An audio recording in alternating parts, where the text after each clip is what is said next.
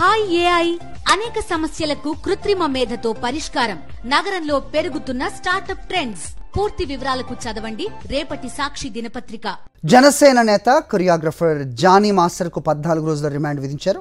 October 3 వరకు remand విధించింది Upparapalli court. Johnny మాస్టర్ను Chanchalguda జైలుకు తరలించారు. లైంగిక వేధింపుల ఆరోపణలు ఎదుర్కొంటున్న కొరియోగ్రాఫర్ జానీ మాస్టర్ను నిన్న గోవాలో అరెస్ట్ చేసిన విషయం తెలిసిందే. అక్కడి నుంచి నేరుగా పీటీ వారెంట్పై హైదరాబాద్ తీసుకొచ్చారు. నగర శివార్లోని ఓ ఫామ్ హౌస్లో రహస్యంగా విచారించారు. అనంతరం వైద్య పరీక్షలు నిర్వహించి కోర్టులో హాజరుపరచగా న్యాయస్థానం జానీ మాస్టర్కు 14 రోజుల రిమాండ్ విధించింది.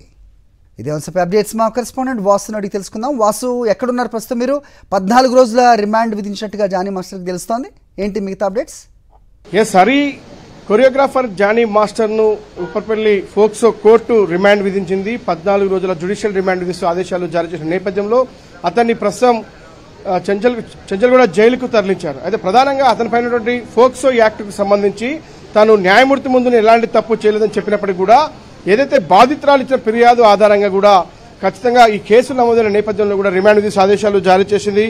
అయితే అతనిపైన నమోదైన కేసుకు సంబంధించి 2012 5 class 1 red with 6 POCSO act ఏదైతే ఉందో ఆ కేసులో ప్రస్తుతం అయితే రిమాండ్ విధిస్తూ ఆదేశాలు జారీ చేసింది.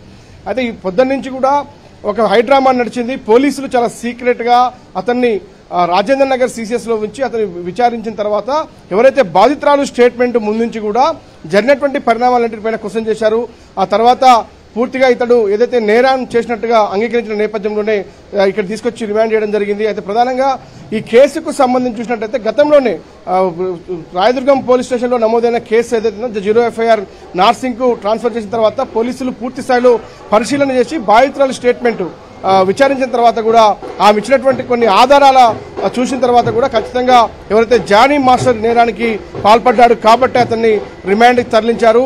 అయితే మరో అంశానికి సంబంధించి కూడా అంటే మైనర్ గా ఉన్నప్పుడే అత్యాచారానికి పాల్పడడం కాకుండా ఈమెకు సంబంధించి ఆమె పైన దాడి చేయడం, ఆమె ఆస్తికి సంబంధించి బైక్ ని దాడి చేసి పగలగొట్టడం కావచ్చు, ఆమె పైన భార్య అతడు కలిసి దాడి చేసిన నేపథ్యం కావచ్చు, మరోపక్క మతం మార్చుకొని పెళ్లి చేసుకోవాలి అన్నటువంటి అంశానికి సంబంధించి కూడా ఇవన్నీ అంశాలకు సంబంధించి రిమాండ్ రిపోర్టులో చాలా స్పష్టంగా పోలీసులు పొందుపరిచారు. కాబట్టి న్యాయమూర్తి ఎట్టి పరిస్థితుల్లో జానీ మాస్టర్ వాదంతో పట్టించుకోకుండా అతన్ని రిమాండ్ విధించాడు.